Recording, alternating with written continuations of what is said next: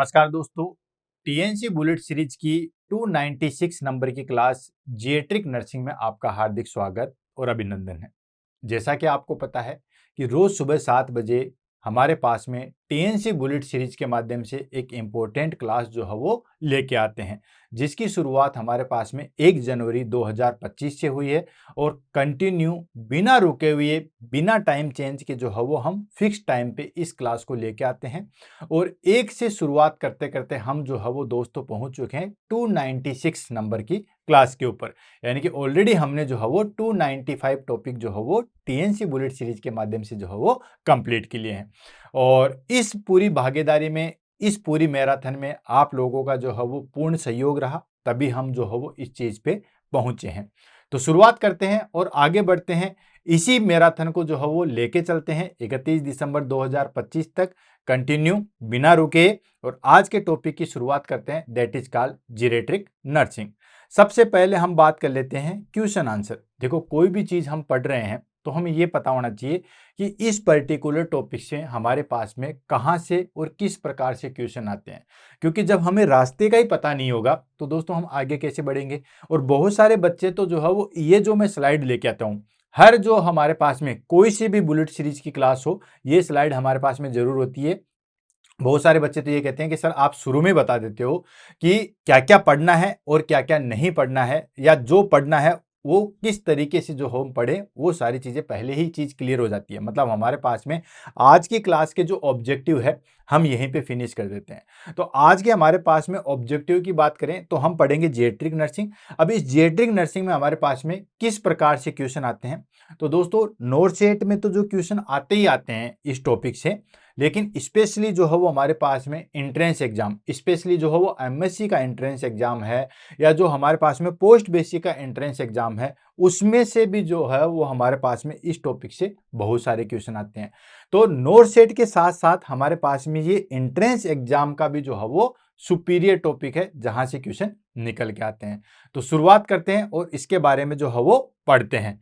सबसे एक अच्छी और खास बात इस टॉपिक की ये है कि दोस्तों ये टॉपिक बहुत इजी है। मतलब एक बार अगर हम फास्ट तरीके से भी पढ़ेंगे ना, तो सारी चीजें जो है वो कंप्लीट हो जाएगी। आपको करना सिर्फ एक ही चीज है कि आपको अपने आप को जो है वो क्या, नर्सिंग ऑफिसर तो आप हो ही हो, आप जो है वो पोस्टेड हो, या आपको जो है वो देखभाल किसकी करनी है, ओल्ड एज पर्सन की। सिंपली आपको इतना ध्यान में रखना, एक लाइन आप अपने दिमाग में बैठा लो, ये सारा टॉपिक जो है वो आपके टिप्स पे हो जाएगा कि आप जो है वो नर्सिंग ऑफिसर हो और आपको केयर करनी है 60 साल से जो ज्यादा एज के पर्सन है, बूढ़े लोगों की जो है वो आपको केयर करनी है। बस इतना सा अपने दिमाग में बैठा लो। अब बूढ़े लोगों की क्या क्या जो है वो प्रॉब्लम्स हो सकती है, बुढ़ापे में क्या क्या होगी आपको पता ही है। स्किन रिलेटेड क्या हो जाएगी, नर्व रिलेटेड क्या हो जाएगी, ऑर्थोपेडिक से रिलेटेड क्या हो जाएगी, न्यूट्रिशन से रिलेटेड क्या हो जाएगी, ये सब लोग आप जो है वो जानते ही होंगे। क्योंकि हो सकता है कहीं टॉपिक पढ़ा ना हो, लेकिन घर में कोई ना कोई बुजुर्ग तो होता ही है, दादा दादी, नाना नानी, बुआ बुआ, कोई तो बुजुर्ग होता है, आपको ये सारी चीजें जो है वो पता है। रही बात क्वेश्चन आंसर की कि टॉपिक से जो है वो क्वेश्चन आंसर किस तरीके से निकलते हैं, तो क्वेश्चन आंसर भी बिल्कुल सिंपल निकाले जाते हैं कि जीएट्रिक में न्यूरोलॉजिकल प्रॉब्लम्स क्या क्या हो सकती है, या जीएट्रिक नर्सिंग में हमारे पास में जो है वो स्किन से रिलेटेड क्या प्रॉब्लम हो सकती है, आई से रिलेटेड क्या प्रॉब्लम हो सकती है, ऑर्थोपेडिक सिस्टम से रिलेटेड क्या हो सकती है, यही मोटा मोटी जो है वो क्वेश्चन पूछाता है। तो शुरुआत करते हैं, देन इस टॉपिक को जो है वो आगे बढ़ाते हैं। आपको माइंड में एक ही चीज ध्यान रखना है कि आपको जो है वो किसकी सेवा करनी है, 60 साल से ऊपर पर्सन है या सिर्फ बूढ़े लोगों की जो है वो केयर करनी है, वही हमारे पास में होगी दोस्तों जिएट्रिक नर्सिंग। तो शुरुआत करते हैं इसकी डेफिनेशन से, देन उसके बाद जो है वो आगे बढ़ते हैं। टॉपिक जब फिनिश होगा तब आपको लगेगा कि हाँ वाकई में जो है बहुत इजी टॉपिक है, क्योंकि झूठ तो हम बोलते ही नहीं है। तो शुरुआत करते हैं डेफिनेशन से। डेफिनेशन आ जाएगी हमारे पास में, geriatric nursing also as called gerontological nursing, यानी कि जीरेट्रिक नर्सिंग को किस नाम से जाना जाता है दोस्तों, जीरोटोनोलॉजिकल नर्सिंग के नाम से भी जो है वो जाना जाता है। It is the branch of nursing, it is the branch of nursing that focus on the care of older adult usually age of 60 year and its above to promote their health, prevent disease, manage chronic illness and maintain maximum functional independency and quality of life. देखो सारी चीजों का जो है वो निचोड़ यहाँ पे लाके रख दिया है। क्या है? जीरेट्रिक नर्सिंग जो है इसको जेरेटोनोलॉजिकल नर्सिंग के नाम से भी जो है वो जाना जाता है। तो एक चीज तो ये होगी कि जीरेट्रिक नर्सिंग को हम जो है वो जेरेटोनोलॉजिकल नर्सिंग के नाम से भी जो है वो जानते हैं। And it is the branch of nursing. और ये क्या है दोस्तों? नर्सिंग की एक ब्रांच है। जैसे ऑन्कोलॉजिक नर्सिंग आती है जो ऑन्कोलॉजी पेशेंट को देखती है, ठीक है, गेस्ट्रो नर्सिंग आती है, ओटी नर्स आती है, इस तरीके से। तो ये हमारे पास में जो है वो नर्सिंग की एक ब्रांच होती है जो कि दैट फोकस, ये चीज जरूर जानना कर, that focus on care of older adults. जो किसके ऊपर फोकस रहता है? ओल्डर एडल्ट्स, बूढ़े लोग जो हैं, यूं कह सकते हैं, उनके ऊपर फोकस रहता है। और उनकी usually age of 60 year and above. उसकी उम्र कितनी होती है दोस्तों? 60 साल या उससे ऊपर होनी चाहिए। तो जीरेट्रिक नर्सिंग जो है वो हमारे पास में जो है इसको जीरोटोनोलॉजिकल नर्सिंग के नाम से भी जाना जाता है। और ये एक नर्सिंग की ब्रांच होती है जो बेसिकली किसके ऊपर फोकस होती है? जो ओल्ड एज के होते हैं या ओल्डर एडल्ट होते हैं, 60 साल या उससे ऊपर के जो वो लोग होते हैं। और इसमें हम क्या करते हैं? इसमें हम करते हैं कि प्रमोट दियर हेल्थ। हमारे पास में क्या क्या टारगेट होते हैं? कि उनकी हेल्थ को हम प्रमोट कर सकें, ज्यादा से ज्यादा जो है वो उनकी हेल्थ को ठीक रख सके। प्रिवेंट डिजीज, आपको पता ही है कि बुढ़ापे में जो है वो इम्यूनिटी कम हो जाती है। तो हम उनको हेल्थ को कैसे प्रमोट कर सके, उनको डिजीज से कैसे बचाया जा सके। एंड मैनेज क्रोनिक इलनेस, बुढ़ापे में क्रोनिक इलनेस भी आती है, शरीर काम करना बंद कर देता है, नमनेस आ जाती है, ट्रिमर्स जो हवा आ जाती है, ये सारी चीजें। तो जो क्रोनिक इलनेस है उसको हम किस तरीके से मैनेज करेंगे? And maintain maximum functional independency and quality of life. Then उनको किस तरीके से हम जो है वो ट्रेंड करें ताकि वो अपने जो है वो मैक्सिमम फंक्शनल इंडिपेंडेंसी कर सकें। जो एक्टिविटी ऑफ डेली लिविंग है, ADL, activity of daily living. Activity of daily living में आ गया हमारे पास में कि किस तरीके से क्या क्या चीज करते हैं, दैनिक दिनचर्या में हमारे पास में जो चीज करते हैं वो आ गए हमारे पास में एक्टिविटी ऑफ डेली लिविंग। तो जो मैक्सिमम फंक्शनल इंडिपेंडेंसी कैसे कर सकते हैं और उनकी क्वालिटी ऑफ लाइफ को कैसे बढ़ा सकते हैं, वो चीज आ गए हमारे पास में जीरेट्रिक नर्सिंग। तो जीरेट्रिक नर्सिंग को जो है वो जेरोटोनोलॉजिकल नर्सिंग के नाम से भी जाना जाता है। ये नर्सिंग की एक ब्रांच होती है जो बेसिकली फोकस होती है ओल्डर एडल्ट, 60 साल या उससे ऊपर को लोगों को, जिसका मेन फोकस होता है कि उनकी हेल्थ को कैसे प्रमोट कर सके, उनको डिजीज से कैसे बचाया जा सके, उनकी क्रोनिक इलनेस को कैसे मैनेज करे, और उनके जो फंक्शनल इंडिपेंडेंसी है, मतलब खुद से जो कार्य करने की कैपेसिटी है, उसको मैक्सिमम कैसे किया जा सके, और उनकी जो क्वालिटी ऑफ लाइफ है, जो बुढ़ापे जीने की जो तरीका है, उसको हम कैसे इंप्रूव कर सके। ये हो गया हमारे पास में जीरेट्रिक नर्सिंग। अब बात आती है हमारे पास में aim and objective of geriatric nursing. Geriatric nursing के जो है वो क्या एम और क्या ऑब्जेक्टिव है, तो ऑलरेडी हमारे पास में सारी चीज डिस्कस कर चुके हैं। हेल्थ को प्रमोट करना है, क्रोनिक इलनेस को जो है वो डिक्रीज करना है, एक्टिविटी ऑफ डेली लाइफ को बढ़ाना है, क्वालिटी ऑफ लाइफ को इंक्रीज करना है, रिहेबिलिटेशन को प्रमोट करना है, न्यूट्रिशन को प्रमोट करना है, ये सारी चीजें हैं। तो वन बाय वन करके करते हैं, एक बार पढ़ने से ही सारी चीजें याद हो जाएगी। तो पहला ऑब्जेक्टिव है हमारे पास में to promote and maintain health in old age. हमारे पास में पहला टारगेट होता है, पहला ऑब्जेक्टिव है कि उनकी हेल्थ को जो है वो किस तरीके से मेंटेन कर सके ओल्ड एज के अंदर। Second, to prevent and manage chronic illness. जो हमारे पास में क्रोनिक इलनेस है, लंबे समय तक जो इलनेस चलती है, जैसे किसी को टॉयलेट जाने की बहुत ज्यादा प्रॉब्लम होती है, किसी को कॉन्स्टिपेशन की प्रॉब्लम आ गई, ये क्रोनिक इलनेस में आती है। तो जो क्रोनिक इलनेस है उसको हम कैसे जो है वो बचाव कर सकते हैं, कैसे जो है वो मैनेज कर सकते हैं, वो आगे हमारे पास में, दैट इज का सेकंड ऑब्जेक्टिव। थर्ड ऑब्जेक्टिव है to restore and maintain functional independency. खुद से जो है वो अपना कार्य मैक्सिमम किस तरीके से कर सकते हैं, उनके फंक्शनल को जो है वो रीस्टोर करना। फोर्थ आ जाता है हमारे पास में to provide physical, psychological, social and spiritual support. यानी कि जैसे हमारे पास में हेल्थ की डेफिनेशन आती है, कंप्लीट डेफिनेशन हो गया हमारे पास में कि टू प्रोवाइड फिजिकल जो है सपोर्ट प्रोवाइड करें, चलने उठने बैठने में जो हो फिजिकल सपोर्ट, साइकोलॉजिकल सपोर्ट यानी कि मेंटली जो है वो कितना फिट हो सके। बहुत सारे ऐसे होते हैं जो घर जो हो उनको बहुत सारी टेंशन होती है, अपने बच्चों की टेंशन होती है, पोतों की टेंशन होती है, वो सारी चीजें। तो साइकोलॉजिकली जो है वो हम किस तरीके से सपोर्ट कर सके, सोशल एक दूसरे से इंटरेक्शन, एंड स्पिरिचुअल सपोर्ट किस तरीके से दे सकते हैं, उसमें हम जो है वो हेल्प करें। Next, to assist in rehabilitation and palliative care. Palliative care और रिहेबिलिटेशन में जो है वो हम असिस्ट करना है। अब रिहेबिलिटेशन आपको पता ही है टर्शरी केयर के अंदर आता है। तो हमारे पास में जो चीज हो चुकी है, मान लो कोई भी क्रोनिक ट्रॉमा हो चुका है, वो जो होना है वो तो हो चुका है, लेकिन उससे हम कैसे उसको उभारा जा सके। नेक्स्ट आता है to educate the elderly and their family about healthy ageing and disease prevention. साथ के साथ उनके जो हमारे पास में फैमिली मेंबर है या खुद जो है, उनको हम इस तरीके से ट्रेंड करें ताकि वो जो है वो हेल्दी लाइफ जी सके एंड डिजीज से किस तरीके से जो है वो प्रिवेंट हो सके। तो फैमिली में जो भी मेंबर हैं उनको भी इसके बारे में जो है वो बताना है। और लास्ट आ जाता है to promote dignity and respect for the elderly. देखो इस चीज का बड़ा योगदान होता है, डिग्निटी बड़ी जो है वो मायने रखती है। जैसे आपने कई घरों में सुना होगा, ओल्ड एज लोग हैं, उनको पता है कि बच्चे अपने मन की करेंगे, लेकिन जैसे मान के चलो मुझे घर में जो है वो बर्थडे पार्टी ऑर्गेनाइज करना है। अगर मान लो मैं डायरेक्ट जो है बर्थडे पार्टी मेरे बच्चों की जो है बर्थडे पार्टी ऑर्गेनाइज कर दूं, तो उससे उनको बड़ा दुख होता है कि यार मुझे तो पूछा ही नहीं। और भले ही उनको पूछ लो, ठीक है, कि पापा या दादा जो भी हैं कि हम बर्थडे पार्टी ऑर्गेनाइज कर रहे हैं, आपकी क्या राय है, तो हालांकि उनकी राय ये कि आएगी हाँ बिल्कुल करो, और उसमें बहुत खुश हो जाते हैं। तो उनको डिग्निटी से बड़ा लगाव होता है।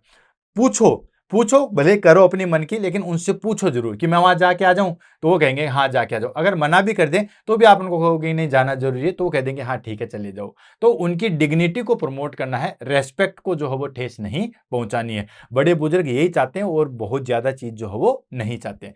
तो ये हमारे पास में कुछ एम एंड ऑब्जेक्टिव थे हमारे पास में जीरेट्रिक नर्सिंग के।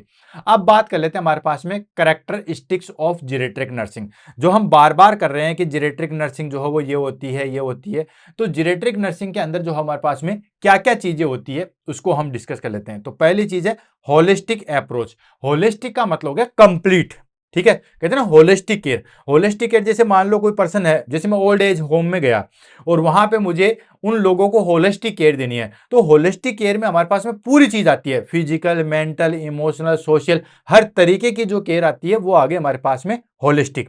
भाई हम अगर उनको कुछ दुख दर्द है, तो जैसे पेन है या कुछ है, तो वो पेन किलर देके जो हो वो ट्रीट करो, वो हो गया फिजिकल। मेंटल, अगर उनके दिमाग में कोई टेंशन है या कोई दुख उनका सुनने वाला नहीं है तो उसको सुनो। इमोशनल, मान लो कोई इमोशनली बहुत ज्यादा वीक है तो उसको जो है वो सपोर्ट करो। एंड सोशल केयर, कोई जो है ज्यादा इंटरेक्शन नहीं होता तो आपस में बैठाओ, देन सोशल इंटरेक्शन करो। तो पहले हमारे पास में पहली कैरेक्टरिस्टिक्स तो जो है वो जीरेट्रिक नर्सिंग की यही आती है कि होलिस्टिक अप्रोच होनी चाहिए। Holistic approach in the sense physical mental emotional and social care होनी चाहिए। सेकंड जो हमारे पास में कैरेक्टरिस्टिक्स आता है वो आता है focus on chronic illness rather than the acute illness. हमारे पास में जो फोकस होना चाहिए ना, वो कौन सी केयर पे होना चाहिए, क्रोनिक इलनेस पे होना चाहिए। अभी प्रेजेंट टाइम पे उनको क्या दिक्कत है, उसके कंपैरिजन में जो है वो क्रोनिक इलनेस कि इसकी वजह से इन फ्यूचर में कौन कौन सी प्रॉब्लम्स आ सकती है, उसके ऊपर जो है वो फोकस होना चाहिए। क्लियर। नेक्स्ट आ जाता है हमारे पास में long term care and support. इस तरीके से करनी चाहिए ताकि वो लंबे समय तक जो है वो चीज चले। तो थर्ड हमारे पास में कैरेक्टरिस्टिक्स आ गया long term care and support होना चाहिए। नेक्स्ट आ गया हमारे पास में emphasis and rehabilitation and independency. Emphasize करना चाहिए, मतलब उनको जो हो प्रमोट करना चाहिए किसके ऊपर, रिहेबिलिटेशन। रिहेबिलिटेशन अभी हमारे पास में आएगा। अगर किसी को रिहेबिलिटेशन से दिक्कत आ रही है तो जैसे मैं चलाऊं, तीन प्रकार की केयर होती है। एक होता है हमारे पास में primary secondary and tertiary. Primordial भी होता है, हालांकि कम्युनिटी में बहुत बार पढ़ा होगा, बाकी उसको भी हम डिस्कस कर लेंगे। प्राइमरी केयर होती है किसी भी डिजीज होने से पहले जो चीज की जाती है वो आगे हमारे पास में प्राइमरी। सेकेंडरी क्या होती है, डिजीज होने के टाइम पे हम जो केयर कर रहे हैं, जैसे किसी को टाइफाइड हो गया, अब जितना जल्दी हम टाइफाइड को ठीक करेंगे वो आ गया हमारे पास में सेकेंडरी केयर। टर्शियरी केयर होती है कि जो होना था वो हो गया, जैसे किसी का एक्सीडेंट होना था, ठीक, अब एक्सीडेंट में हम अगर सावधानी से चलाते वो सारी चीजें करते वो तो प्राइमरी केयर। सेकेंडरी में एक्सीडेंट हो गया लेकिन जितना जल्दी उसको हॉस्पिटल में लेके गए ताकि हमारे पास में ज्यादा कॉम्प्लिकेशन ना आए, क्लाइंट की डेथ ना हो, लेकिन फिर भी जो हो उसका एक पैर तो जो है वो एक्सीडेंट में चला गया। अब ये हो गया हमारे पास में सेकेंडरी केयर। अब उसके बाद में टर्शियरी केयर आती है कि चलो पैर चला गया लेकिन फिर वो अपनी नॉर्मल लाइफ को कैसे जो है वो नॉर्मली जी सकता है, जैसे प्रोस्थेटिक यूज करके, देन कर्चेज यूज करके वो अपनी जिंदगी कैसे जी सकता है, वो आ गया हमारे पास में रिहेबिलिटेशन। तो रिहेबिलिटेशन होता है हमारे पास में टर्शियरी केयर। तो उसको एम्फेसाइज करते हैं कि वो रिहेबिलिटेशन एंड इंडिपेंडेंस जो है वो कैसे कर सके। नेक्स्ट आ जाता है हमारे पास में फैमिली एंड कम्युनिटी इन्वॉल्वमेंट। भाई उसकी जो केयर करते हैं उसके अंदर जो है वो फैमिली और कम्युनिटी का इन्वॉल्वमेंट जरूर जरूर होना चाहिए। आप कितनी भी केयर कर दो, एक अगर उसके घर से मान लो आपने वृद्धाश्रम में केयर कर रहे हो, देन एक घर से फोन आ जाएगा ना, पूरा दिन उनका खुश हो जाएगा। तो फैमिली और कम्युनिटी का जो है वो इन्वॉल्वमेंट आपके लिए जरूरी है। आपने देखा होगा मुन्ना भाई एमबीबीएस, आपने देखी होगी, ठीक है, मुन्ना भाई एमबीबीएस, हाँ मुन्ना भाई एमबीबीएस थी या फिर नहीं नहीं लगे रहो मुन्ना भाई, सॉरी। तो उसमें वो कहता है कि वो एक उसको मतलब वृद्धाश्रम में रहता है और उसको बर्थडे पार्टी के लिए उसका बेटा नहीं आता है, तो वो जो है वो संजय दत्त उसको कन्विंस करता है कि यार थोड़ी देर की तो बात है, बर्थडे पार्टी में बर्थडे विश करके निकल जाना, ठीक। तो वही चीज होती है हमारे पास में कि फैमिली एंड कम्युनिटी का इन्वॉल्वमेंट होना चाहिए। एंड लास्ट आ जाता है हमारे पास में ethical and empathetic attitude. Ethical and empathetic attitude, ethical और एम्पैथेटिक एटीट्यूड का मतलब होता है कि इस तरीके से हमारे पास में हमें उनको इस तरीके से शो करना है कि हाँ वाकई में हम उनके लिए जो है वो बहुत कुछ कर रहे हैं, हम उनके सपोर्ट में हैं। तो ये हमारे पास में आ गया, that is called characteristics of geriatric nursing, यानी कि जीरेट्रिक नर्सिंग कैसे करते हैं उसकी ये कैरेक्टरिस्टिक्स होनी चाहिए। आपके अंदर जो है वो होलिस्टिक अप्रोच की भावना होनी चाहिए।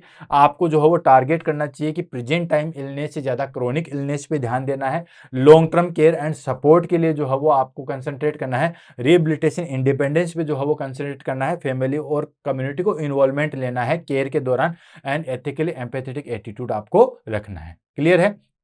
अब बात आती है हमारे पास में changes associated with the ageing, यानी कि एज जब बढ़ती है तो उसके अंदर हमारे पास में क्या क्या चेंजेस आ जाते हैं जिसकी हमें ध्यान देना है और उसके ऊपर हमें केयर करनी है। तो पहले हम ले लेते हैं दोस्तों फिजिकल चेंजेस। फिजिकली क्या क्या चेंजेस आते हैं वो देख लेते हैं। साइकोलॉजिकली क्या क्या चेंज आते हैं वो देख लेते हैं। सोशली क्या क्या चेंज आते हैं वो सारी चीजें देख लेते हैं। तो वन बाय वन करके जो है वो स्टार्ट करते हैं। हमारे पास में चीज है changes associated with the age, यानी कि एज के साथ जो है वो क्या क्या चेंजेस आते हैं उसको हम देखते हैं। तो सबसे पहली चीज आ गई फिजिकल चेंजेस।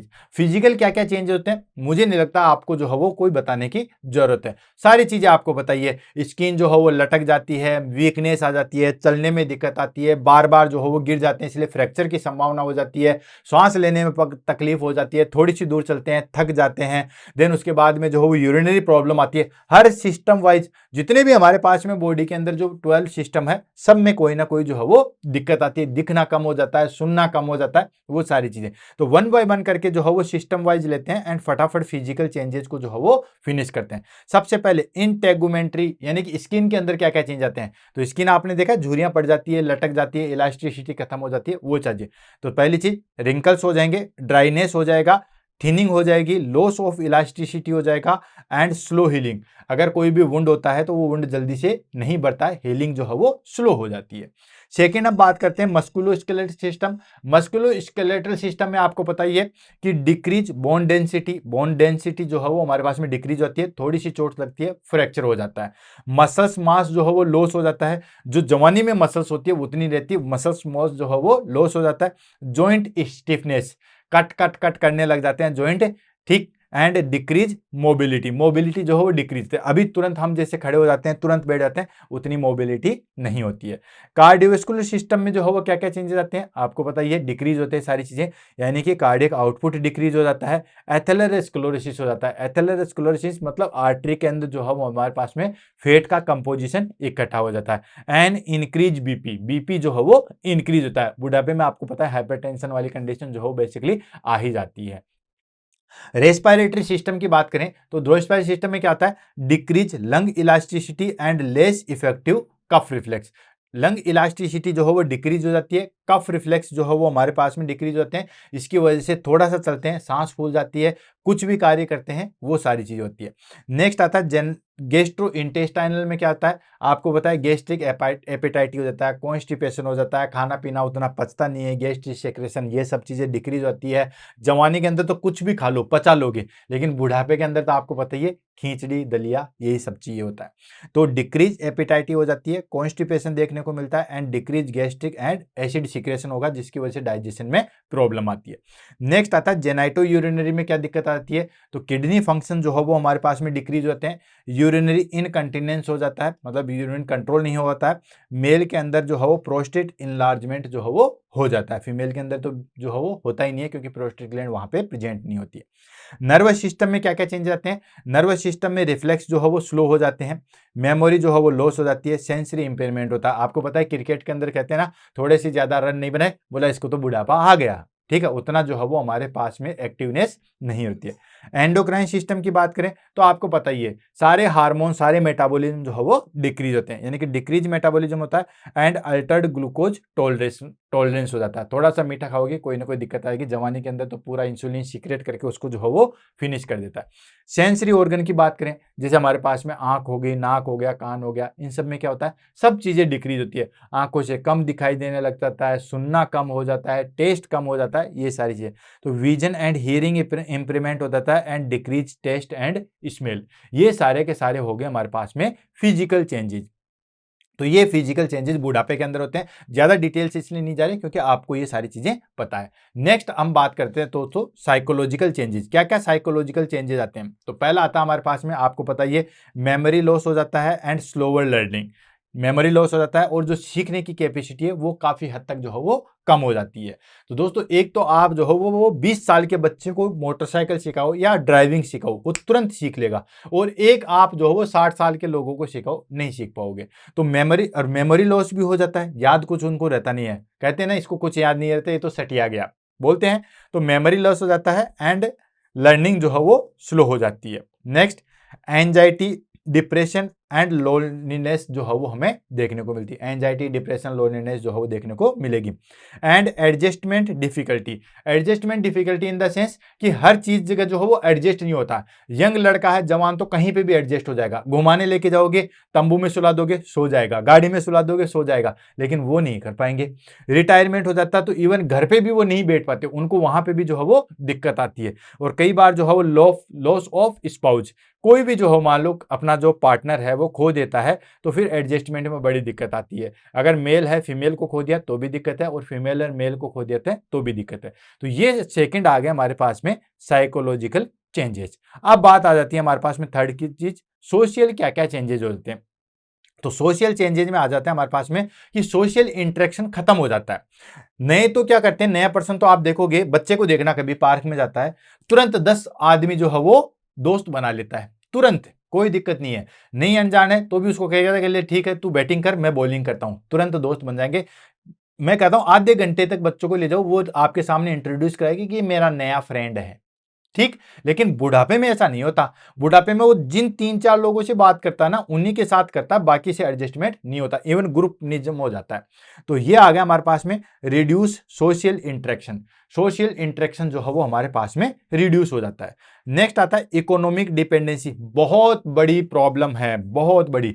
मतलब पहले तो जो पर्सन पूरा जो है वो कमा रहा था, सारे घर का जो है वो सब कुछ चला रहा था, आज उसको जो है वो छोटी छोटी चीजों के लिए जो है वो मांगना पड़ता है, तो इकोनॉमी डिपेंडेंसी जो है वो आ जाती है। नेक्स्ट आ जाता है हमारे पास में रोल रिवर्सल। रोल रिवर्सल मतलब पहले जो है वो हमारे पास में बच्चे उसके ऊपर डिपेंड होते थे, अब वो बच्चों के ऊपर डिपेंड होता है। वो एक अक्षय कुमार का नहीं था इस तरीके से, तो पूरा रिवर्सिबल हो जाता है।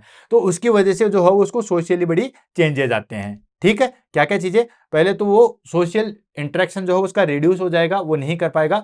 इकोनॉमिकली डिपेंडेंसी हो जाएगी, उसको हर चीज के लिए, पैसे के लिए, बीड़ी माचिस के लिए, सब चीजों के लिए जो है वो इकोनॉमिकली डिपेंडेंट हो जाएगा। और यहाँ पे मैं एक पॉइंट करना चाहता हूँ, ये मेरा पर्सनल पॉइंट है कि जितने भी लोग हो ना, मैं कह रहा हूं अपने बच्चों पे भरोसा मत करो, अपनी चीजों को जो है वो खुद लेके चलो। अब बच्चे मुझे जो है गालियां देखेंगे क्योंकि उनको है कि क्या उल्टी शिक्षा बता रहा है, बाकी ये हकीकत है।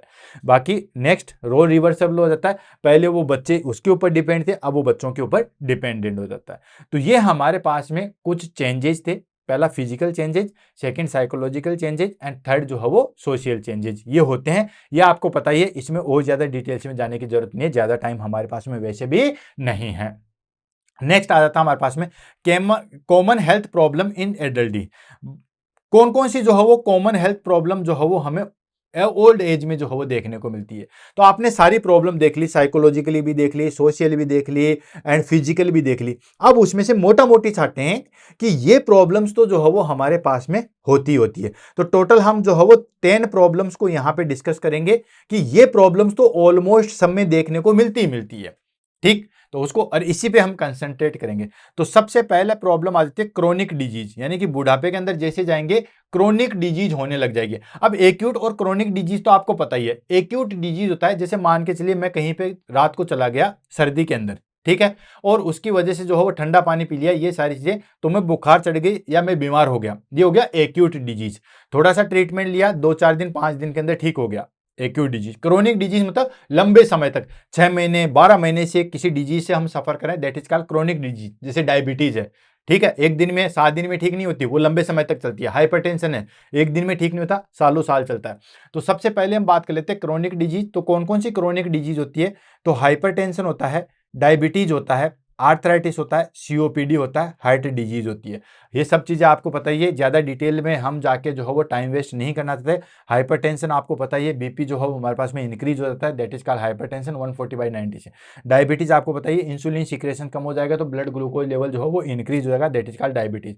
आर्थराइटिस आपको पता ही, inflammation of the joints, that is called arthritis. COPD आपको पता है, क्रोनिक ऑब्स्ट्रक्टिव पल्मोनरी डिजीज, सांस लेने में जो है वो दिक्कत आती है, हमारे पास में ब्रोंकियो स्पाज्म बन जाते हैं। एंड हार्ट डिजीज, हार्ट से जैसे एथेरोस्क्लेरोसिस हो गया, एंजाइना होगा, ये सारी चीजें क्रोनिक डिजीज।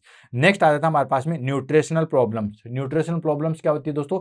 माल न्यूट्रिशन हो जाएगा एंड डिहाइड्रेशन। एक तो माल न्यूट्रिशन हो जाएगा और कोई चीज खाएंगे तो वो सही तरीके से पचेगी भी नहीं।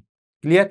नेक्स्ट, कोग्निटिव डिसऑर्डर क्या क्या हो सकते हैं? कोग्निटिव मतलब ब्रेन रिलेटेड, डिमेंशिया हो सकता है, अल्जाइमर डिजीज हो सकता है, ये सारी चीजें आपको देखते हैं। डिमेंशिया आपको पता है, मेमोरी लॉस वगैरह हो जाती है। अल्जाइमर डिजीज ऑलरेडी जो है मैंने आपको बुलेट सीरीज के अंदर करवा रखी है।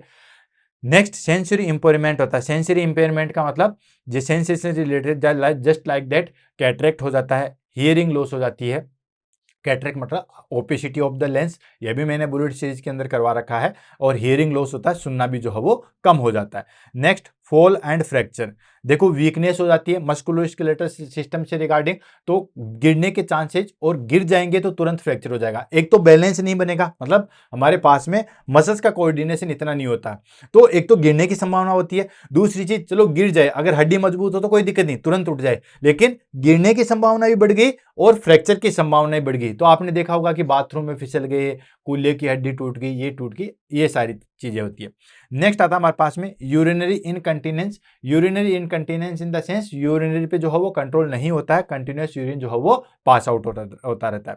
Next, depressed and social isolation. Depressed हो जाता है, मान लो बच्चा नौकरी नहीं लगा, ठीक है, शादी नहीं हुई, तो वो डिप्रेस हो जाते हैं। अब शादी नहीं हुई तो उस बेचारे बूढ़े लोगों का क्या काम है, लेकिन फिर भी वो डिप्रेस हो जाते हैं। बच्चे सही तरीके से पढ़ाई नहीं करे, पोते सही तरीके से पढ़ाई नहीं करे, तो डिप्रेस हो जाते हैं और सोशल आइसोलेशन हो जाता है। बाकी स्लीप डिस्टर्बेंस, बुढ़ापे में नींद इतनी जो है वो नहीं आती है, तो स्लीप डिस्टर्बेंस हो जाता है। प्रेशर अल्सर, एक ही जगह जो है वो बैठे रहते हैं या लेटे रहते हैं कोई भी प्रॉब्लम की वजह से, तो प्रेशर अल्सर होने की संभावना बढ़ जाती है। और लास्ट आता है medication related problem. Medication related problem in the sense polypharmacy, मतलब बहुत सारी गोलियां जो हो उनको लेनी पड़ती है, हाइपरटेंशन की भी, बीपी की, डायबिटीज की भी, डिमेंशिया की भी, तो ये सारी चीजें जो है वो आ जाती है। तो ये बेसिकली जो है वो हमारे पास में कॉमन हेल्थ प्रॉब्लम्स जो है वो देखने को मिलती है, किसमें? एल्डरली में। अब बात आता है हमारे पास में प्रिंसिपल ऑफ जीरियाट्रिक नर्सिंग। कैसे हम जो है वो इन सारी प्रॉब्लम्स को जो है वो सोल्व करेंगे और हमारे पास में क्या जो है वो प्रिंसिपल रहेगा, ठीक है? तो क्या क्या प्रिंसिपल हम फॉलो करेंगे जीरियाट्रिक नर्सिंग में, मतलब किसी की अगर हम देखभाल कर रहे हैं तो क्या क्या प्रिंसिपल हम फॉलो करेंगे। तो आपको क्या लगता है, क्या क्या प्रिंसिपल आप फॉलो करोगे? मैंने आपको शुरू में बताया था कि आप अपने को ये सोचो कि आप जो है वो नर्सिंग ऑफिसर तो हो ही हो, लेकिन आपकी पोस्टिंग या तो नर्सिंग होम में या घर पे जो है वो है, जहां पे हमें किसी बूढ़े लोग की जो है वो सेवा करनी है। बूढ़े लोग एक भी हो सकते हैं, जोड़े में भी हो सकते हैं, और अगर वृद्धाश्रम है तो बहुत सारे लोग हो सकते हैं। तो उसमें आप अपने ढाल के देखो, अब देखो कि क्या क्या प्रिंसिपल होते हैं जीरियाट्रिक नर्सिंग के, जिसको हमें जो है वो फॉलो करना है। तो सबसे पहला प्रिंसिपल आ जाता है respect for individuality and dignity. जो भी क्लाइंट है उनकी इंडिविजुअलिटी और डिग्निटी की हमें रेस्पेक्ट करनी है। हर पर्सन यही चाहता है कि मेरी जो है वो डिग्निटी मेंटेन हो। सेकंड प्रिंसिपल आता है promote independency in self care. Second हमारे पास में प्रिंसिपल आ गया कि हम उनको इस तरीके से केयर देंगे ताकि वो मैक्सिमम कार्य अपना खुद से कर सके। स्पून फीडिंग नहीं करवाएंगे, हम उनको इस तरीके से केयर देंगे ताकि अपना मैक्सिमम कार्य कर सकें। नेक्स्ट आता है maintain safety and prevent injury. उनकी सेफ्टी और इंजरी को जो है वो हमें प्रिवेंट करना है, सेफ्टी का ध्यान में रखना है और इंजरी से प्रिवेंट करना है। बाथरूम में भी जा रहे हैं तो उनको कहते हैं कि ठीक है बाथरूम में आप जाओ पर अंदर से कुंडी मत लगाओ। मान लो गिर गए, उठा ही नहीं गया तो फिर कैसे करोगे? तो सेफ्टी और इंजरी का जो है वो ध्यान रखेंगे। एंड प्रोवाइड होलिस्टिक केयर, पूरी कंप्लीट केयर देंगे, फिजिकल भी, मेंटल भी, सोशल भी, ये सारी चीजें पूरी केयर देंगे। सिर्फ एक चीज नहीं है कि आपने फिजिकल ठीक कर दिया, दर्द ठीक कर दिया, देन ठीक है। उसको नींद नहीं आ रही, आपने एल्प्रेक्स की गोली दे दी, चलो ठीक है। अरे नींद आज नहीं है कल भी नहीं आएगी, तो पहले उसकी प्रॉब्लम सुनो, क्या पता उसकी जो है वो अंदर कुछ ऐसी बातें दबी हुई है, तो आप सुनोगे तो उसका जो है मन हल्का होगा और नींद अच्छी आएगी। Next encourage family involvement. हमारे पास में यही, जैसे मैंने मुन्ना भाई का आपको एग्जांपल दिया था, हमें जो है वो कोशिश करनी है कि फैमिली मेंबर का इन्वॉल्वमेंट जो है वो ज्यादा से ज्यादा हो। नेक्स्ट आ जाता है मेंटेन प्राइवेसी एंड कॉन्फिडेंटली। ठीक है, यानी कि प्राइवेसी और कॉन्फिडेंटली का जो है वो, कॉन्फिडेंशियली का जो है वो ध्यान में रखना। जो भी उनकी प्राइवेसी है उनको ध्यान में रखना, और अगर उन्होंने कोई बात बताई है और ऐसी बात जो कि बताने योग्य नहीं है, जैसे किसी की फैमिली में कोई बात होगी, तो उनको जो है वो, उनकी बातें को जो है वो कॉन्फिडेंशियल रखना है। नेक्स्ट आ जाता है एंश्योर इफेक्टिव कम्युनिकेशन। ठीक है, हमें कोशिश करनी है कि प्रॉपर कम्युनिकेशन रखें। क्यों? क्योंकि कई बार आपने बोल दिया कि आपको जो है वो सुबह खाना नहीं खाना है और उसने सुना है कि सुबह खाना खाना है। ठीक है, या आपने कहा कि ब्रेकफास्ट आपको करना है डेली और उसने सुना है कि नहीं करना है, क्योंकि प्रॉब्लम तो है ही है, सुनने की भी तो प्रॉब्लम है। तो इफेक्टिव कम्युनिकेशन होना चाहिए, जो चीज आप उसको समझा रहे हो, ठीक है, उसको फॉलो करें। जैसे मान के चलिए कोई पर्सन ऐसा है, उसको बोलेंगे कि आपको सीढ़ियां नहीं चढ़नी है, आपको दिक्कत है सांस लेने में, उसको हम ये समझा के आ रहे हैं, और अगर सीढ़ियां चढ़ो तो किसी को साथ लेके चढ़ना, ये हमने बोला, कम्युनिकेशन किया। अब उसने वो चीज सुनी नहीं, मतलब ढंग से नहीं सुनी, वो खुद से सीढ़ियां चला गया, पता चला 10 सीढ़ियां चढ़ने के बाद सीधा नीचे गिर गया। तो हमारे पास में इफेक्टिव कम्युनिकेशन होनी चाहिए। Next provide health education and counselling. Health education होनी चाहिए और काउंसलिंग, जो भी उनकी दिक्कत है ताकि वो चीज बताएं। And focus on rehabilitation and social री इंटीग्रेशन। उनकी जो है वो हमारे पास में रिहेबिलिटेशन एंड सोशल इंटीग्रेशन पे जो है वो फोकस होना चाहिए। तो ये हमारे पास में कुछ प्रिंसिपल है जिसको हम जो है वो फॉलो करेंगे। ठीक है, ये हो गए प्रिंसिपल। अब बात करते हैं हमारे पास में role and responsibility of geriatric nursing. Geriatric nurse जो है उसकी क्या क्या रोल एंड रिस्पॉन्सिबिलिटी है, तो किस तरीके से रोल प्ले करेगी। भाई जीरियाट्रिक नर्सिंग आपने देख लिया कि ये चीजें होती है, तो जो नर्स है उसका क्या क्या रोल होता है उस पूरे जीरियाट्रिक नर्सिंग में। तो दोस्तों नर्स जो है वो एक रोल प्ले नहीं करती है, वो बहुत सारे, वो एडवोकेट भी है, वो उसकी मदर भी है, वो उसकी रिसर्चर भी है, वो उसकी जो है वो काउंसलर भी है, सारी चीजें हैं बिल्कुल। तो क्या क्या जो है वो रोल एंड रिस्पॉन्सिबिलिटी होती है, ध्यान रखना। ये क्वेश्चन एग्जाम में 2-3 बार पूछा गया है कि जीरियाट्रिक नर्सिंग की जो है, जीरियाट्रिक नर्स जो है उसके क्या क्या रोल एंड रिस्पॉन्सिबिलिटी है। तो पहला हो गया हमारे पास में केयर प्रोवाइडर, जो तो सबसे मेन ही है। केयर प्रोवाइडर तो है ही है, असेसमेंट करना है, प्लान करना है, किस तरीके से हमें केयर करनी है, तो केयर तो जो है वो हमारे पास में सबसे पहली प्रायोरिटी पे है। नेक्स्ट आता है हमारे पास में हेल्थ एजुकेटर। हेल्थ एजुकेटर के रूप में भी जो है वर्क करती है, मतलब वो चीजों को भी बताती है, क्या खाना है, कैसे खाना है, कौन सी एक्सरसाइज कैसे करनी है, मेडिटेशन कैसे करना है, योगा कैसे करना है, अपनी जिंदगी को कैसे सुधारना है। तो सेकेंड रोल जो है वो हमारे पास में आ जाता है हेल्थ एजुकेटर का। Means teach about diet, exercise, medication usage and life style. तो दो रोल तो हो गए। पहला रोल हो गया हमारे पास में that is called care provider, मतलब केयर जो है वो देने वाला है। देन हेल्थ एजुकेटर के रूप में जो है वो हमारे पास में कार्य करती है। नेक्स्ट आ जाता है third one that is called counsellor के रूप में भी जो है वो जीरियाट्रिक नर्स जो है वो कार्य करती है। काउंसलर कैसे? मतलब support in emotional and social issue. Social issue या इमोशनल जो भी इश्यू है उसके ऊपर जो है वो सपोर्ट करती है, काउंसिल करती है, देन उसको गाइड करती है। तो काउंसलर के रूप में भी वो वर्क कर रही है। तो थर्ड हमारे पास में रोल आ गया that is called counsellor. Next आ जाता है हमारे पास में एडवोकेट। जैसे आपके पास में एडवोकेट सही और गलत का जो है वो निर्णय रहता है, protect the right of older adults. जो जितने भी हमारे पास में उसके राइट हैं उनको जो है वो प्रोटेक्ट करती है। तो ये एडवोकेट के रूप में भी जो है वो कार्य करती है। नेक्स्ट आ गया हमारे पास में रिहैबिलिटेटर। जो कि हम बार बार जिक्र करें कि रिहेबिलिटेशन में जो है वो नर्स काफ़ी ज़्यादा रोल प्ले करती है, in the sense assist in regarding loss function, यानी कि उसके हमारे पास में जो जितने भी हमारे पास में लॉस फंक्शन है, जो जो फिजिकली है, मेंटली है, उसके अंदर जो है वो असिस्ट करेगी। एंड नेक्स्ट आता है कोऑर्डिनेटर। कोई भी कार्य वो कर रहा है, जैसे चल रहा है, खा पी रहा है, या कोई भी चीज है, उसमें जो है वो कोऑर्डिनेट करेगी। Means coordinate with multi disciplinary health care team, सबके साथ में न्यूट्रिशन वाले के साथ कोऑर्डिनेट करेगी कि इसको ये खाना देना है। देन उसके बाद में जो हमारे पास में फिजियोथेरेपी वाले से कांटेक्ट करके भाई हाँ ये चीजें होनी चाहिए। नेक्स्ट आता था हमारे पास में रिसर्चर के रूप में करती है। रिसर्चर के रूप में कैसे कार्य करती है, यानी कि पार्टिसिपेट करेगी in study related to ageing. Age से रिलेटेड जो भी हमारे पास में स्टडी होती है उसमें पार्टिसिपेट करेगी। क्यों? तभी तो पता चलेगा कि ओल्ड एज लोग जो है वो हमारे पास में किस तरीके से क्या सोचते हैं, क्या उनकी डिमांड होती है, कैसे हम पूरा कर सकते हैं, वो सारी चीजें।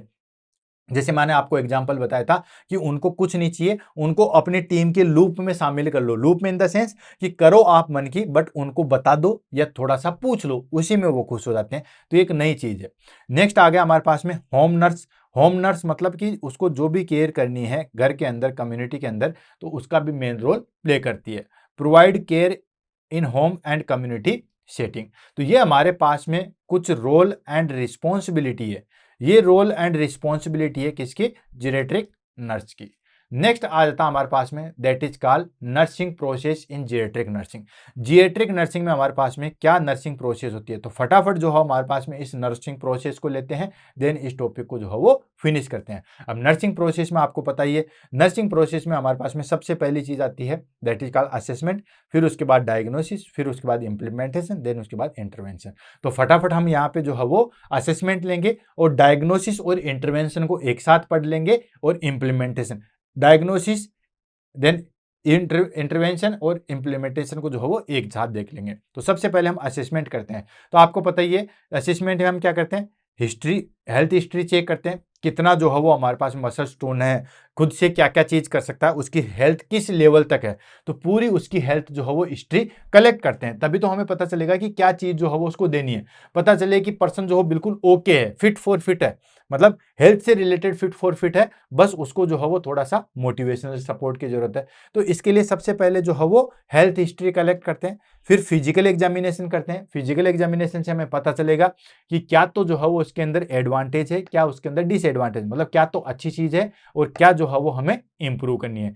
तो health history, physical examination. Next mental status check करते हैं, उसका मेंटल एबिलिटी कैसा है, मेमोरी पावर कितना है, कितना वो सोचता है, जजमेंट कैपेसिटी क्या है, वो सारी चीजें। And functional ability, functional ability जिसको मैं बार बार जिक्र कर रहा था, that is called ADL, activity of daily living. ये हो गया हमारे पास में एक्टिविटी ऑफ डेली लिविंग। ठीक है, daily activity of daily living का मतलब हो गया जो रोजमर्रा की जो चीजें हैं उसको हम बोलते हैं एक्टिविटी ऑफ डेली लिविंग में जो है उसकी क्या एबिलिटी है, मतलब खुद से नहा सकता है, खुद से खा सकता है, खुद से चल सकता है, खुद से पहन सकता है, ये सारी चीजें। नेक्स्ट आता है एनवायरमेंट एंड सपोर्ट सिस्टम। उस वहां वो जहां पे रह रहा है उसको एनवायरमेंट उसको शूट कर रहा है या नहीं कर रहा। एनवायरमेंट का मतलब सिर्फ एयर से नहीं है, एनवायरमेंट का मतलब है जहां वो रह रहा है वहां खुश तो है या नहीं है, वो चीजें। एनवायरमेंटल एंड सपोर्ट सिस्टम, ये सारी चीजें जो हम असेस करते हैं। भाई उसकी फिजिकल असेस को असेस किया तो हमें पता चला गया कि यार इसके अंदर ये तो एबिलिटी है, ये हमें चीजें देखनी पड़ेगी। Then physical examination, mental status, सारी चीजें जो है वो चेक कर ली।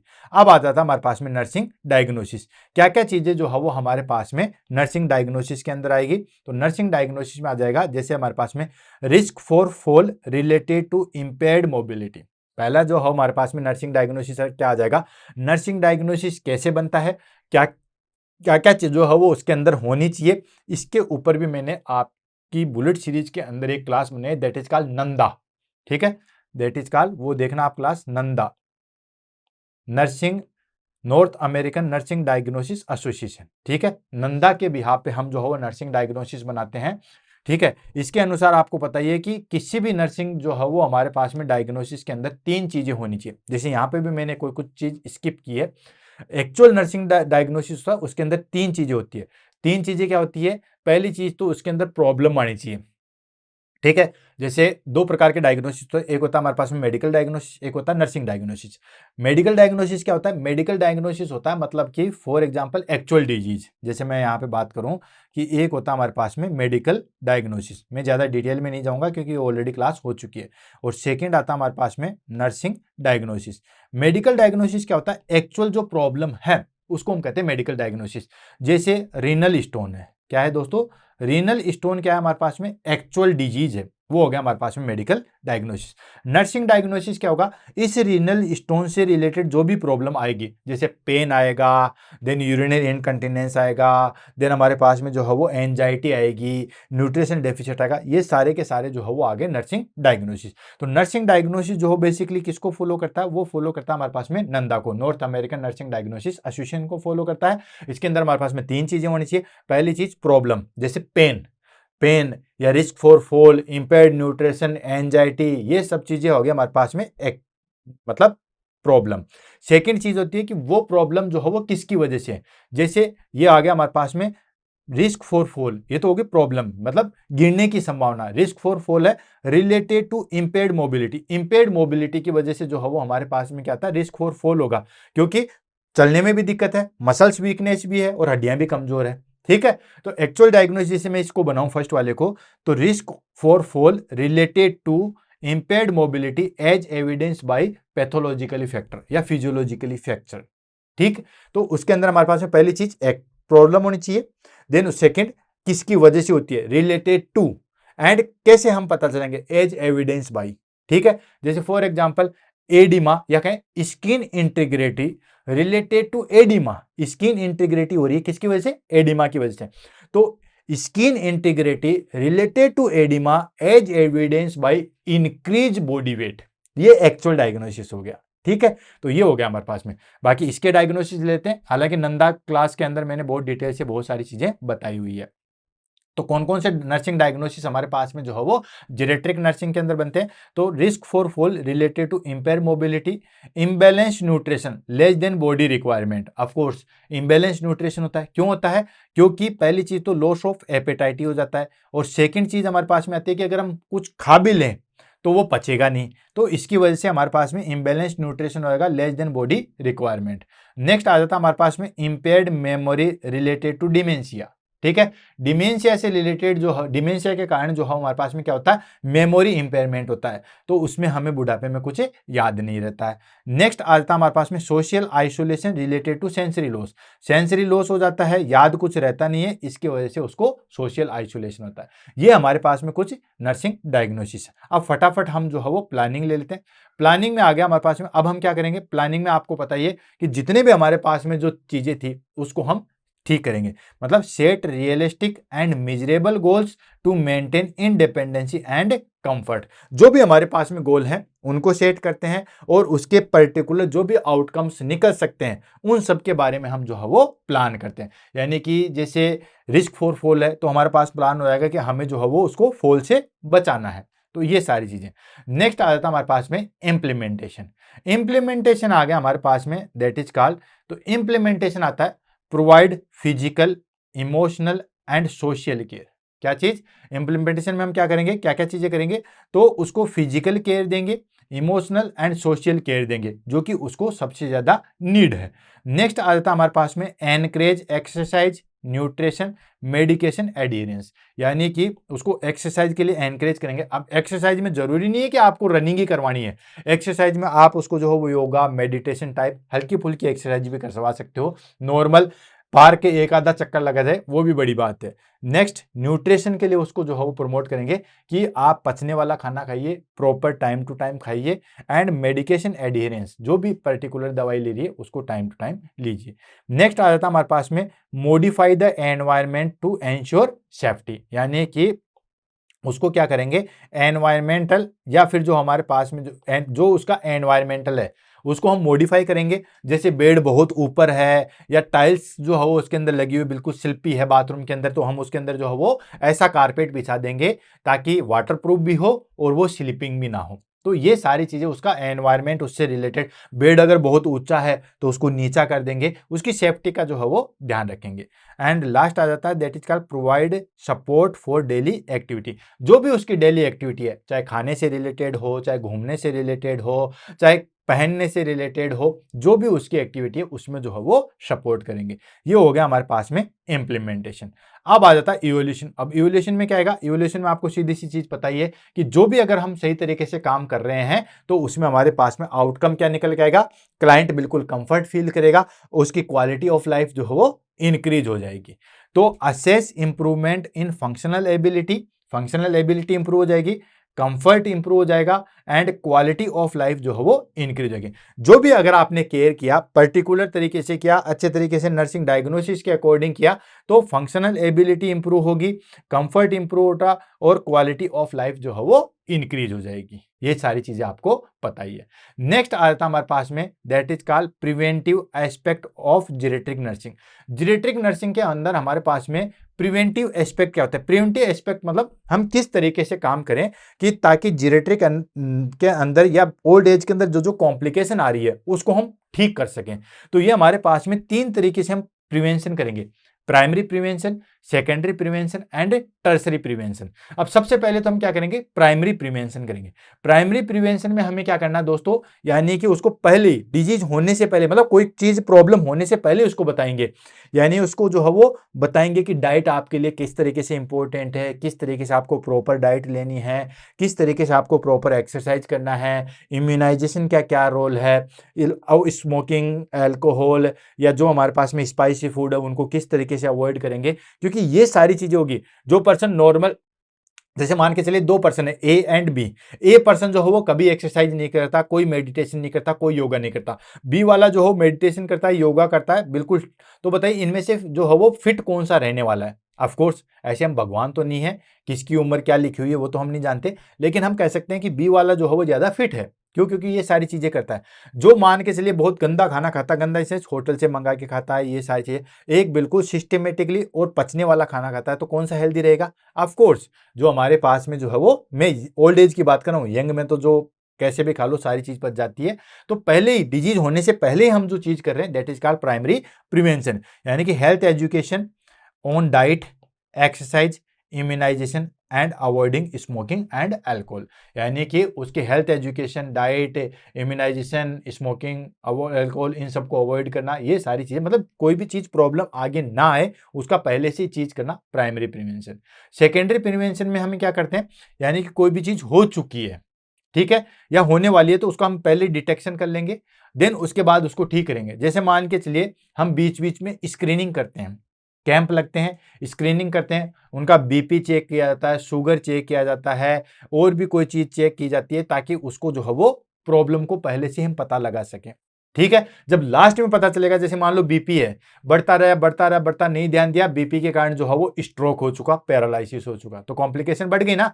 तो पहले early detection and treatment of disease like screening of BP, diabetes, cancer, etc. Next आता है हमारे पास में टर्सरी केयर। टर्सरी केयर की अगर हम बात करें, टर्सरी प्रिवेंशन की बात करें, तो इसमें आ जाता है हमारे पास में रिहेबिलिटेशन आफ्टर इलनेस। जैसे मान के चलिए किसी का पैर टूट गया है, या उसको चला नहीं जा रहा है, या टोटल नी रिप्लेसमेंट हुआ है, कोई भी चीज हुई, तो बाकी जो लाइफ जी रहा उसको हम कैसे जो है वो अच्छा कर सकते हैं, यही रिहेबिलिटेशन का मतलब होता है। ठीक है, पैर कट गया, वो तो कट गया, उसमें हम कुछ नहीं कर सकते, जो होना था वो तो हो गया, लेकिन अब उसकी लाइफ को कैसे हम ज्यादा जो है वो इंप्रूव कर सकते हैं, लाइक प्रोस्थेटिक लगा के, वॉकर से, वो सारी चीज आती है रिहेबिलिटेशन में। यानी कि ये देखो, रिहेबिलिटेशन आफ्टर इलनेस, इलनेस के बाद जो केयर होती है वो हो गया हमारे पास में rehabilitation. Just like that physiotherapy हो गया, ऑक्यूपेशनल थेरेपी हो गया एंड असिस्टिव डिवाइसेज हो गया। कौन कौन सी? जैसे वॉकर, कर्चेज, ये सारी चीजें। अब आ जाता है हमारे पास में रिहेबिलिटेशन इन एल्डरली। रिहेबिलिटेशन एल्डरली में जो हो रिहेबिलिटेशन कौन कौन सा होता है? तो 3 तरीके का रिहेबिलिटेशन है: physical rehabilitation, psychological rehabilitation and social rehabilitation. अब रिहेबिलिटेशन का मतलब तो समझ में आ गया कि जो चीज होनी थी, अब फिजिकली जो है हमारे पास में उम्र हो गई, अब उसको हम झटके से या छड़ी घुमा के उसको जवान तो नहीं कर सकते, 20 साल का बंदा तो नहीं कर सकते उसके पास में, उसकी मेमोरी लॉस हो रही है, देन मसल्स लॉस हो रहा है, स्किन इंटीग्रिटी हो रही है, लेकिन उस बाकी जो चीज बची हुई है, जो ढांचा हमारे पास में बचा हुआ है, ढांचा बोल रहा हूँ सॉरी, जो भी चीज है जो हमारे पास में, उसको हम कैसे आउटपुट निकाल सकते हैं। मतलब फिजिकल रिहेबिलिटेशन में हो गया हमारे पास में, जैसे मोबिलिटी है, एक्सरसाइज है, प्रोस्थेटिक कैसे यूज करना, वो सारी चीजें। साइकोलॉजिकली रिहेबिलिटेशन में आ जाता है हमारे पास में प्रॉपर उसको टाइम टू टाइम काउंसलिंग है, सपोर्ट ग्रुप है, ये चीजें। सोशल रिहेबिलिटेशन में आ जाता है मतलब कम्युनिटी इन्वॉल्वमेंट हम किस तरीके से ज्यादा कर सके। ये हो गया हमारे पास में रिहेबिलिटेशन इन elderly.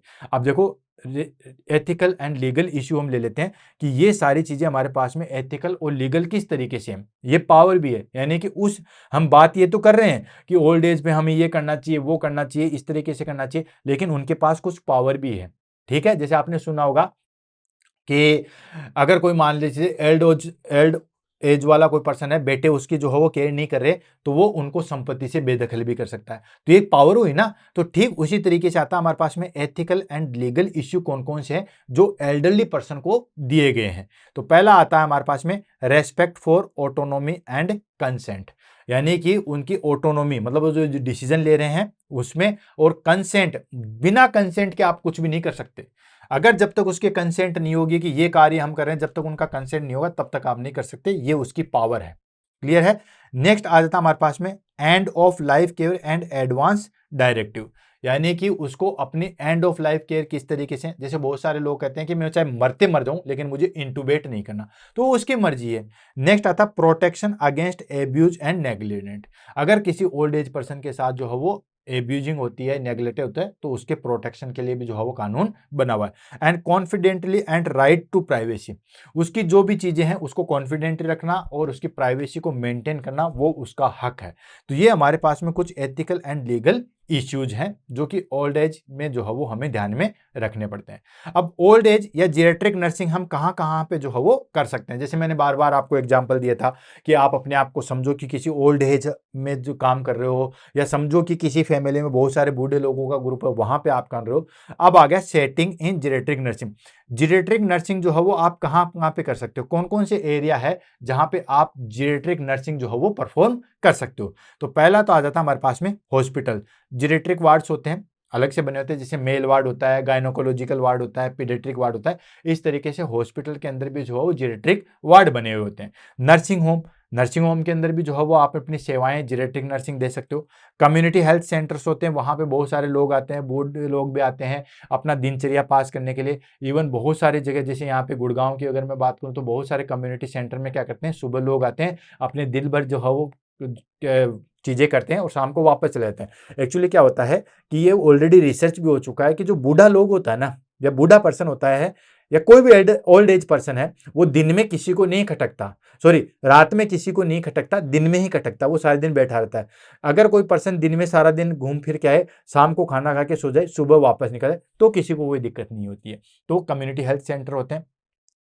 Home health care, home health care जैसे मान लो किसी को बूढ़ा बूढ़ी है, ठीक है, ओल्ड एज है, तो उनकी केयर के लिए रिहेबिलिटेशन सेंटर बने होते हैं, बहुत सारी जगह बने हुए हैं, बहुत सारी मेट्रोपॉलिटन सिटी में बने हुए हैं। तो उसमें आप कैसे कर सकते हो। And hospice and palliative care unit, hospice और पैलेटिव केयर यूनिट बने, जहां पे भी आप जीरियाट्रिक नर्सिंग की जो है वो परफॉर्म कर सकते हो।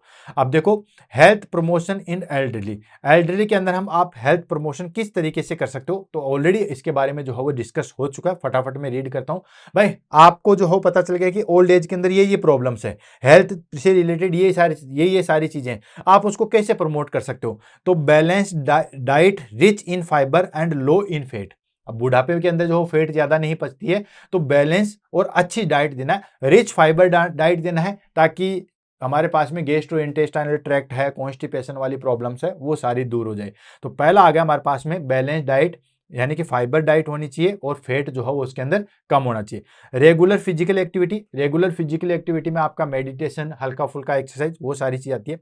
Adequate rest and sleep, proper जो है वो रेस्ट एंड स्लीप होना चाहिए, वो सारी चीजें होनी चाहिए।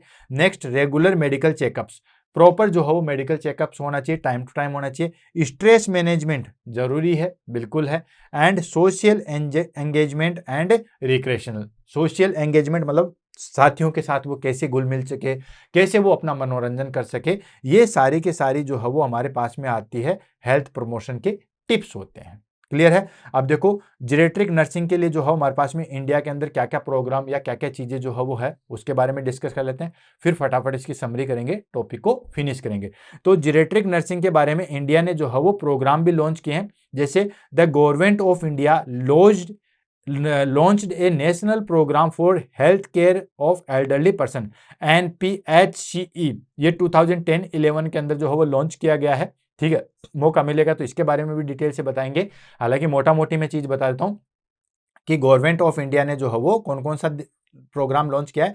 National programme for health care of elderly, मतलब ओल्ड एज पर्सन के लिए जो है वो नेशनल हेल्थ प्रोग्राम लॉन्च किया गया। और ये कब लॉन्च किया गया दोस्तों, 2010-11 के अंदर जो है वो लॉन्च किया गया। इसके क्या ऑब्जेक्टिव है, ऑफ कोर्स कोई भी प्रोग्राम होते हैं उसके ऑब्जेक्टिव होते हैं। तो ये जो हमारे पास में health care of elderly programme है, इसके क्या ऑब्जेक्टिव है, इसके ऑब्जेक्टिव है to provide preventive, curative and rehabilitative services of all level of health care. जितने भी हमारे पास में हेल्थ केयर सिस्टम है, चाहे वो नर्सिंग होम हो, चाहे वो ओल्ड एज होम हो, चाहे वार्ड हो, उसके अंदर जो है वो proper preventive care, curative care and rehabilitation care जो है वो प्रोवाइड करनी है, जिसके बारे में हमने जो है बहुत बार जिक्र कर लिया।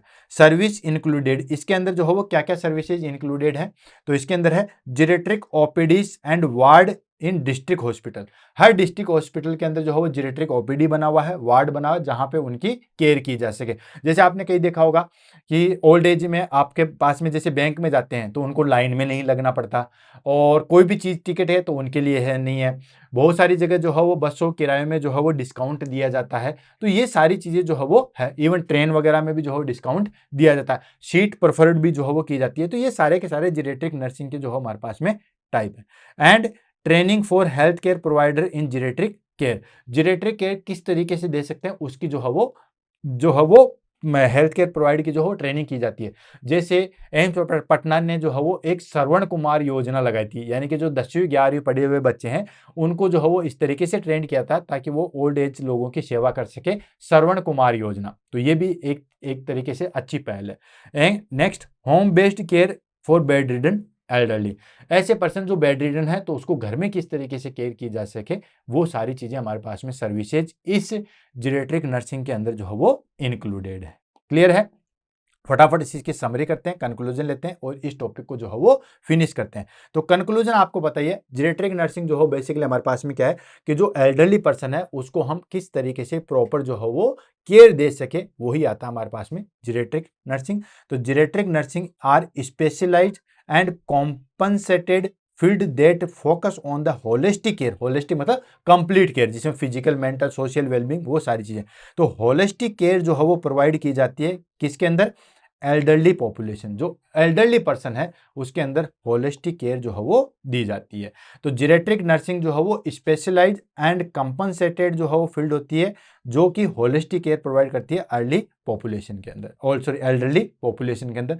The nurse's role is not only the treat of disease, बहुत बड़ी काम की चीज बताइए, the nurse's role is not to treat disease but also enhance quality of life, dignity, independency of elder adults through skilled, empathetic and comprehensive care. Nurse का जो role होता है, नर्स का रोल सिर्फ जो है वो डिजीज को ट्रीट करना ही नहीं है। ऐसा नहीं है कि बीमारी को ठीक किया, फीवर है तो फीवर को ठीक कर दिया, वहीं पे फिनिश हो जाता है, नहीं जी नहीं।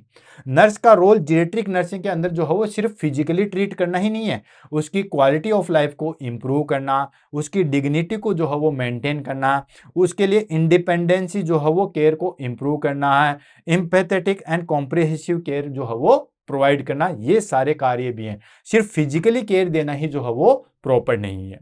क्लियर है। तो दोस्तों इसी के साथ आज का हमारे पास में topic that is called geriatric nursing जो है वो फिनिश होता है। मिलते हैं कल सुबह 7 बजे नए टॉपिक के साथ। तब तक के लिए दोस्तों all the best, have a nice day, thank you so much.